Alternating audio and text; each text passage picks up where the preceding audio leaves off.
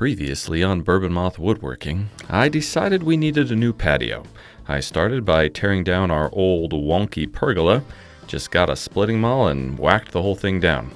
And then I pushed this thing over. Then we ripped out the old concrete patio and we poured a brand new one. Ooh. Then I got on my computer and I designed a new cover for the new patio. It looked something like this and I got to work. First, I installed 2 posts at the end of the new concrete patio, put one right there, and I put another one over here. On top of those posts, I set some glulam beams. That looked something like this. Yes, they were very heavy. And then I put another one on the other side. Then to connect those 2 beams, I added a 4x12 beam in between to tie them together, and I added some knee bracing to keep it from rocking back and forth. And that's as far as we got. So, let's finish this thing.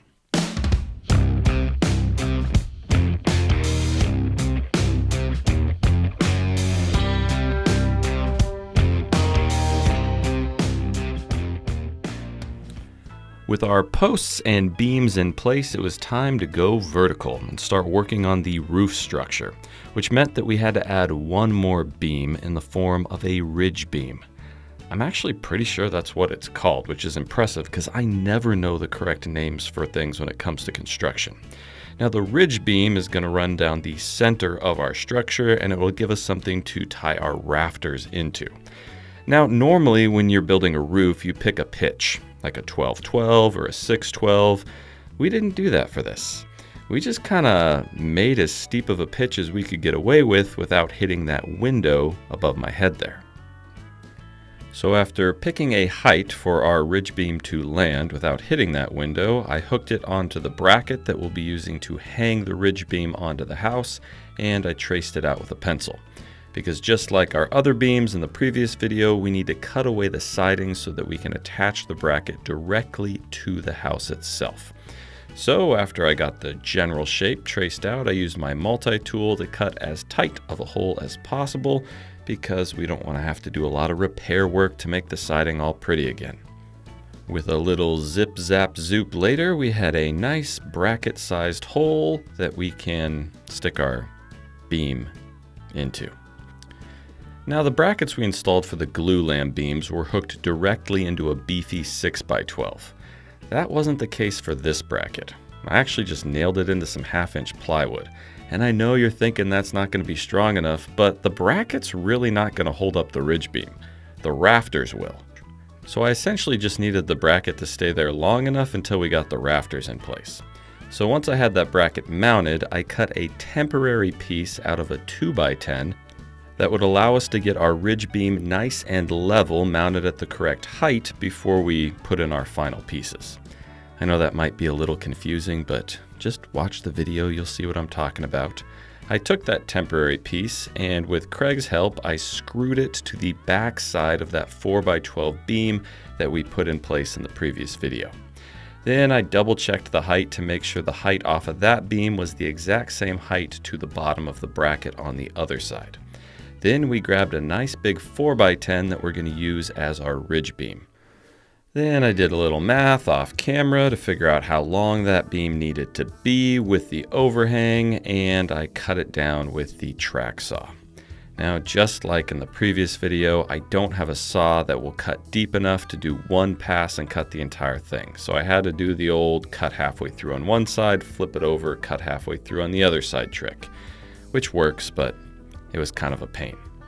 Once we had the ridge beam cut to length, we hoisted it up on top of the scaffolding, which was super easy compared to those glulams. We set the backside in our bracket so it was nice and secure, and then we hoisted the front end up onto our temporary stabilizer 2x10 piece. Then I secured the beam into the bracket with some structural lag screws, and Craig double-checked to make sure that it was perfectly level, which I'm happy to report it was. Now, because we're trying to go for a true timber frame look, all of our rafters are going to be made out of 4x10s, which means that we're going to bird mouth them. Is it bird mouth or bird's mouth? Anyways, we're basically going to cut a notch in the top and bottom so they fit around that ridge beam and that lower structural glulam beam. Unfortunately, this required a wee bit of geometry. We started out by snapping a chalk line from the bottom of the ridge beam to the top of that glulam beam. Then I used a bevel gauge to figure out the angle transitioning from that chalk line to the ridge beam.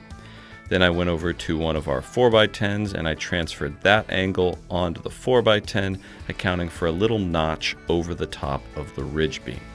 We want it to overhang exactly half of the thickness of the ridge beam so that when we put the other rafter up on the other side, they should meet in the middle. Then I measured the distance from the top of the glulam beam to the bottom of the ridge beam. And I found the angle with the bevel gauge on the lower portion transitioning from the top of the glulam to our chalk line.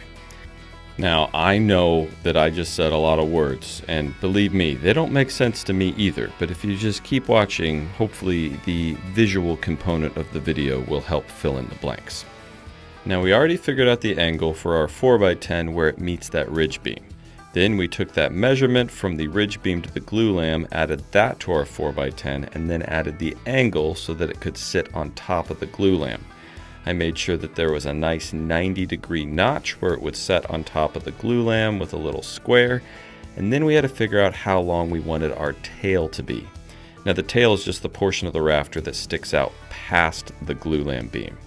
I just picked an arbitrary amount, in this case 11 inches, seemed like it looked okay, and then I created a perpendicular line with the angle made by our glulam beam and figured out how thick of a tail we wanted to end up with.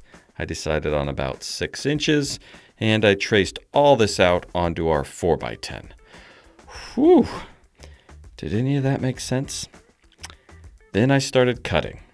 And as I mentioned before, I don't have a saw that will cut deep enough. I mean, technically I do. I did buy a chainsaw attachment for cutting beams when I was doing the treehouse, but it didn't leave a clean cut.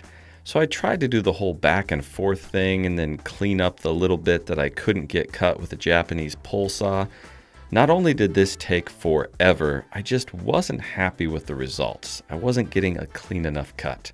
There has to be another way. So after a quick trip down to our local rental store, I found this bad boy, a 16-inch beam saw. Yeah. This thing seemed, well, a little scary, to be honest. It was like holding a tiger by the tail, but it actually cut these beams like butter. And best of all, it cut all the way through them. Now, I am still working with a round blade, so there's going to be a little notch that I can't quite cut into, but it's going to be way less cleanup.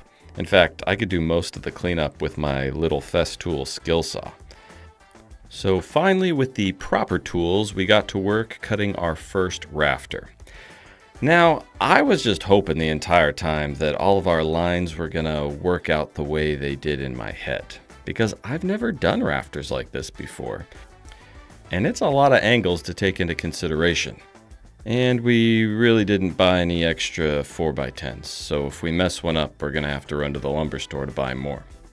So with a prayer in our pocket and a hope in our hearts, I hoisted our first rafter up onto the scaffolding. A prayer in our pocket and a hope in our hearts. Who are you? But you guys want to hear something absolutely insane? We nailed it on the first try. I mean, I was blown away. I thought this was going to be a take it up there, test the fit, pull it down, shave a little bit off, put it back up, test the fit again, pull it down, shave a little bit off. But no, it fit exactly the way I was hoping it would.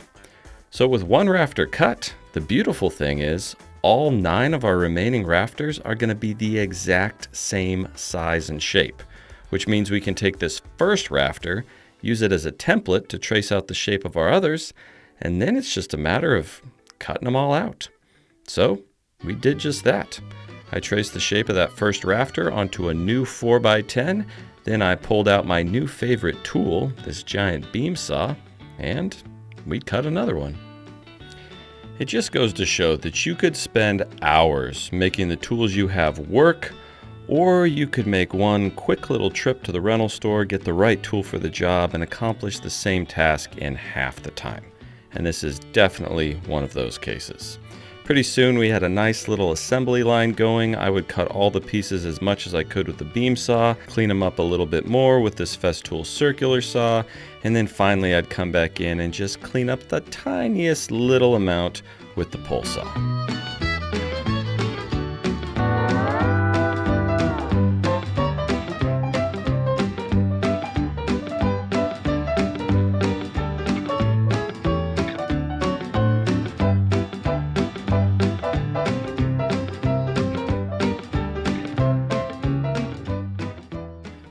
Pretty soon we had all of our rafters cut, and it was time to start mounting them in their correct locations. The first ones we wrestled into place were the ones right against the house. Now, I don't know the proper way to do this. Part of me thought, should I cut out the siding first? And then I decided, no, that seems like a lot of work. I'm just going to push them as close and tight against that siding as I possibly can, and we'll figure out the rest when it comes time to put the roof on. After getting those back two rafters in place, then we moved to the front, because at this point we still have that temporary piece of wood holding up that ridge beam, and we want to fix that as soon as possible.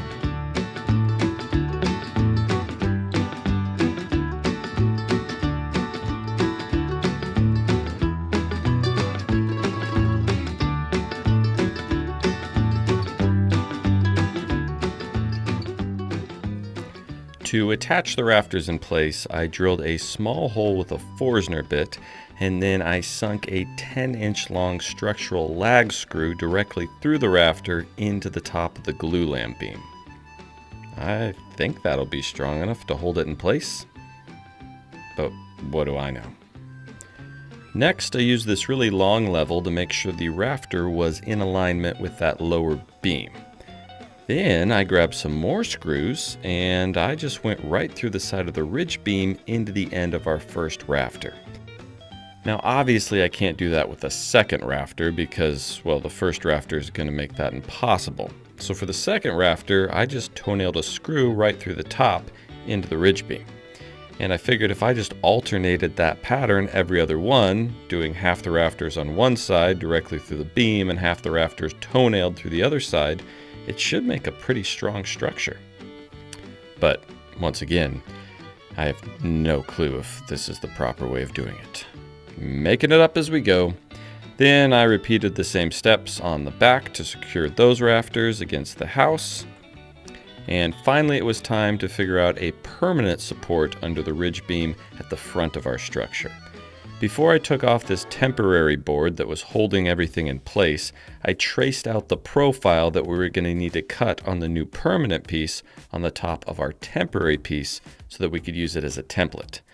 And then very apprehensively, I unscrewed that temporary brace piece and was very happy when that ridge beam didn't crash down on top of my head. So far, so good. Then I cut that temporary brace piece to the correct size, cut the notches and angles on the top, and then I went back up on the scaffolding just to test and make sure that it would fit the way I wanted it to before I cut the actual piece out of a 4x10. And then, well, you're not going to believe this, but I cut the actual piece out of a 4x10. I know. Plot twist. I have to say, compared to furniture building, construction projects like this are so satisfying because they seem to move so quickly. I mean, in a matter of a few hours, you have a giant structure built. I wish everything was that fast. I got back up on the scaffolding and hammered our permanent piece into place under that ridge beam and was very happy that it fit nice and tight against those two rafters. Then I just hammered in a piece of scrap wood on one side so that I could toenail a screw on the other side without it walking across the top of that beam. Removed my piece of scrap wood, added another toenailed screw on the other side, and then I sent some big old lag screws through the top to lock everything in place. Now, the way I approach projects that I have never done before and have no clue how to build is I look at a lot of other structures and I just mimic the way that those were built. And in most other timber frame structures, I see these braces coming out at an angle from that central post. So I thought, well, we might as well add those to this one as well. To do that, I just screwed on a piece of scrap plywood that was the same width as our 4x10s. I made sure that it was perfectly centered on the corner of that post and halfway between that rafter on the other side. Then I just traced out the overall shape, cut it out of that piece of plywood, tested and made sure it fit, and then cut the final shape out of another 4x10. Easy peasy, lemon squeezy. I shudder to think how long this would take if we hadn't gone and got this beam saw. What a lifesaver. Then with the final shape cut out of the 4x10, I walked back up on the scaffolding and I wiggled it in place. And it actually fit pretty darn good. I toe-nailed another screw through the tip there into that upper rafter and one on the backside into that lower beam, and that thing was locked in place nice and secure. And then I just rinsed and repeated these steps on the other side. I didn't even have to make a new template because the angles were identical, so we must be doing something right. I added some more screws to lock that one in place, and just like that, we had our first rafters and the entire front of our structure framed in. Now just 6 more rafters to go. Kids went back to school this week. And I gotta tell you, there is so much to do leading up to the start of school. There's lists of school supplies, and you gotta go school shopping to get new school clothes. It never ends. But one thing that's not on my list is finding a great life insurance policy to make sure my family is taken care of if the worst were to happen. Because I already did that quick and easy with Policy Genius. I know you're thinking, oh, finding life insurance, that sounds like a total pain. I don't want one more thing added to my list. But that's the beauty of Policy Genius. They make it quick and simple to find a great policy that's right for you by comparing loads of different companies to find you the best rate. And if you don't believe me, well, just check this out. With Policy Genius, you can find life insurance policies that start at just $292 per year for $1 million of coverage. Some options are 100% online and let you avoid unnecessary medical exams. Your work life insurance policy may not offer enough protection for your family's needs. Even worse, it may not come with you if you leave your job. Policy Genius gives you unbiased advice from a licensed expert support team. They have no incentive to recommend one insurer over another, so you can trust their guidance. That's probably why they have thousands of 5-star reviews on Google and Trustpilot, because they really are the smarter way to buy life insurance. So now you're probably wondering, well, that sounds great, but where do I go? What do I do? How do I sign up? That part's super easy. You just go here. Check life insurance off your to-do list in no time with Policy Genius. Head to policygenius.com/bourbonmoth or click the link in the description to get multiple life insurance quotes for free and see how much you can save. Huge thanks to Policy Genius for sponsoring this video. With our new beam saw in hand, we cut the remaining couple rafters we had left, made a nice pile, and then it was back up onto the scaffolding to get all of them in the correct location. After getting the front rafters and the back rafters in place, we just measured the distance between those two and stuck another rafter right in the middle. And then we measured the distance between those rafters and the rafters on either side and stuck another rafter right in the middle. Now I know most people would build things on center to a certain length, like 16 on center, 36 on center, 48 on center. Yeah, we didn't do that at all in this case. These were like 38.5 on center, but it is what it is. And then before we put our last rafter in place, we used it as a template to trace out our fascia board that will be on the very front of the structure. Can I tell you a secret? I don't even know if fascia is the correct term for this. That's just what the guy at the lumber store called it. And I don't even know what the word fascia means. Maybe it's because it goes on the fascia of the building? Anyways, the fascia board seems to be just a decorative border that you put around the edge of the roof to make it look fancy. So that's what we did. We figured out our angles, which were the exact same as our rafters, and we screwed them in place just to hold them temporarily until we got the roof on. Once we had the fascia boards on the front that matched the peak of the roof, we had to add fascia boards on the sides that would be screwed directly to the tails of our rafters. So I measured from the front of the building to the back of the building to get the length of our first fascia board, and then I used my shoe as a sawhorse and cut it to length. Now, it was really important that this fascia board sits just below the top of the rafter so that when we put the roof on, it doesn't get bumped up on the edge or the top of that fascia. Now, the other side's going to need this same piece of fascia, but we decided to do everything we could on one side before we moved over to the other side so we didn't have to move the scaffolding around more than we needed to. Which means that now that our roof is framed, we can actually start laying the tongue and groove pine, which we're using to clad the roof. Now, we had to get 20-foot lengths of this tongue and groove because the overall length of our patio, but those are a little too long.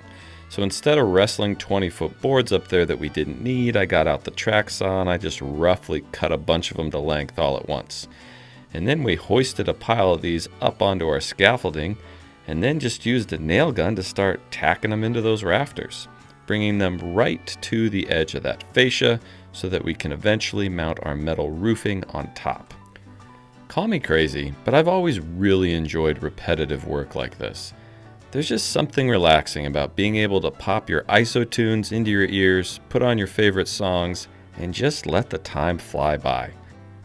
I always find that it's in those repetitive tasks that you can really stop worrying about the build and just enjoy it for what it is. Working outdoors with your hands in the beautiful sunlight, building something you will enjoy for years to come. Believe it or not, it only took us 30 minutes to get one whole side of the roof structure clad with the tongue and groove pine. After that, I got the oh-so-satisfying task of trimming down all the ends to the correct length with the track saw. Call me crazy, but I kind of want to start an entire YouTube channel where it's just short videos of cutting things to length with a track saw. I might be weird, but I could literally watch that all day long.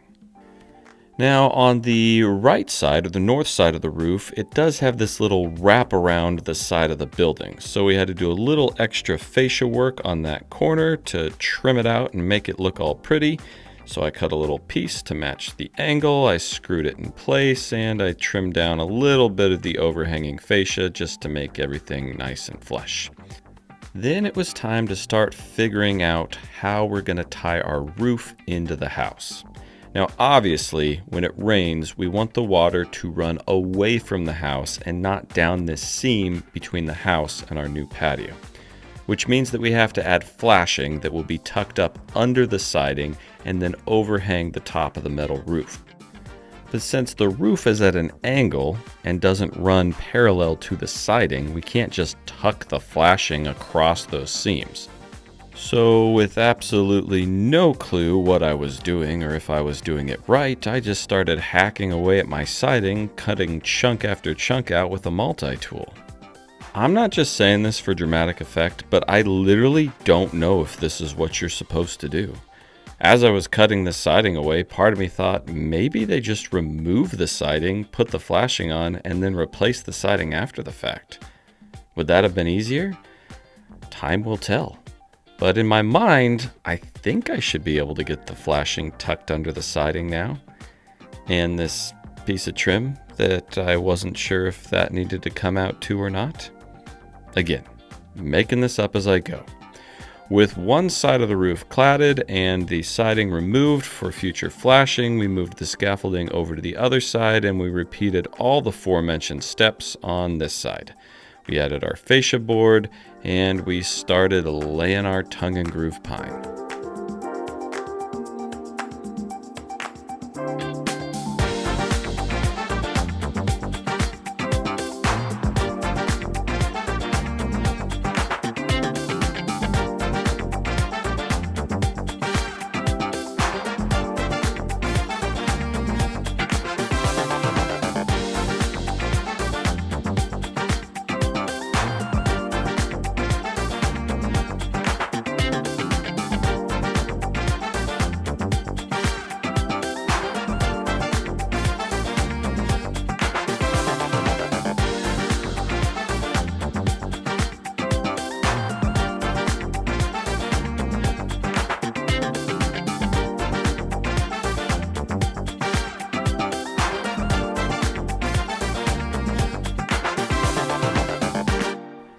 With both sides completely clad and prepped for roofing, it was time to start putting down some metal.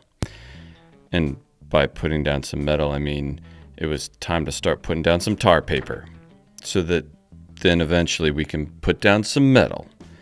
Yes, I know that first row of tar paper I cut a little short. It was a mistake and I probably should have redone it, but I just cut a little filler piece. I mean, it's all going to be under metal roof. It's going to be fine. Now, when we did the metal roof for the treehouse, some of you guys got pretty heated in the comment section saying I installed the drip edge wrong. And that's because I totally installed the drip edge wrong. In the treehouse build, I just screwed it to the front of the fascia.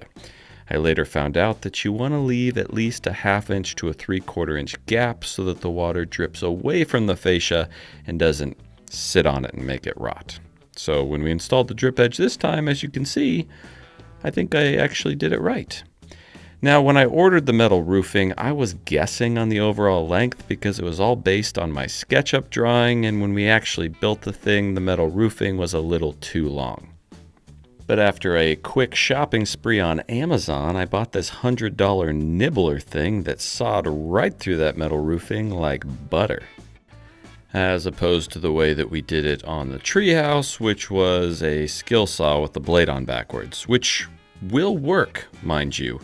It's just a little more finicky and way more scary. With all of our corrugated metal sheets cut to the right length, we just started laying them out in place on top of our roof. Now the key when you're laying corrugated metal roof, and I know this from doing the treehouse, is that you gotta get your first sheet lined up perfect. Because if it's at all at an angle as you work across the top of your roof, well, things are gonna get a little funky towards the end. So we took our time to make sure that our overhang was nice and perpendicular to the edge of our roof on that first sheet. And then once you get that first sheet locked in, it's pretty plug and play after that. You just start working your way across the roof, screwing them in place, and covering up all those pesky tar paper mistakes. Shh. Now for starters, I was just putting like 1 or 2 screws in each sheet just to get them in the correct location, and then I would go back and add a ton of screws once we had all the sheets down. Once we got one side clad in the metal, it was time to move over to the other side. Now all of this tar paper was cut to the correct length because I learned my mistake on that first side. We worked our way up the roof, and then we had an overhang from the other side of the roof of tar paper that we folded over the top to make sure that everything was overlaid in the correct orientation. Then once again, we added the drip edge to this side of the roof, making sure that it was off of that fascia by a good 3/4 of an inch. And then we started plopping on our metal. Now, I'm not going to go into a ton of detail on the overall roofing process because I showed it all in detail on the treehouse build. But the basics of it is you put the drip edge on, and then let me back up. You put the tar paper on, and then you put the drip edge on, and then you put the corrugated metal sheets on top of that. And then you add all your screws to hold the corrugated metal down. Now, there's a big debate on whether you should put the screws in the valleys or on the peaks of the corrugated metal. I've heard arguments for both. In this case, we went in the valleys. And then after you get all the screws in place, well, you got to do the flashing against the building. And can I just say that it actually worked pretty darn good to just cut that little strip of siding out. We managed to slide that flashing in behind the siding all the way from the bottom to the top. And then the drone battery died and we didn't quite get the footage of me putting the little cap piece on that I custom cut to fold over the top to make everything watertight. So you're just going to have to take my word for it that I did that at the peak. To hold the flashing in place, I just sunk a few screws through the flashing into the corrugated metal roof, and then it was time to put on our ridge cap. Now it's a little hard to see in this shot, but I also cut the end of the ridge cap to have little tabs that I could tuck up under the siding as well, just for a little added water protection. Again, I don't know if that's how the professional roofer dudes do it, but it seemed like a good idea. Then I added the last piece of the ridge cap, Oh, I also forgot to mention we added flashing on the front of the building overhanging the fascia and the edge of the roof. But that's back when our drone battery was dead, so you didn't see that part either. And a million screws later, our black corrugated metal roof was installed, and I started working on sanding the underside of the overhang. Now, I'm sure the big question a lot of you have is, how am I going to finish this beautiful natural wood? Well, you might want to look away from the screen right now, because I just painted the crap out of all of it. Now, before you get all hot and bothered and start screaming at the TV, let me explain myself. First of all, we literally live in a rainforest called the Pacific Northwest, where we get so much moisture throughout the year. I've finished wood outside before, and yes, it does look beautiful. For a season, maybe two. And then you gotta refinish it and re-oil it and sand it all down. And I don't have time for that. Not to mention, I think it looks fantastic painted white. But please don't let that stop you from leaving your lengthy, wordy opinions in the comment section. Because to be honest, it's great for engagement. You gotta admit, this is much better than what was here before. And I know some of you out there might be pretty unhappy that I painted it.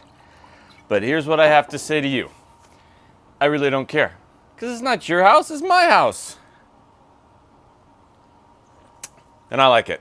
So, check out the video description down there for links to all the stuff we use. There's also a link to our Patreon. If you're not signed up, you're missing out on a bunch of behind-the-scenes content and stuff like that. Now, get a nice place to sit as the rains roll in. Except I do think this would be a good space for a dining room table. Maybe like an outdoor kitchen over there. Like a hanging swing thing, perhaps. Just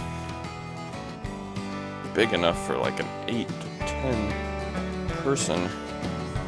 Maybe some custom chairs. And then down here I could do a whole paver path.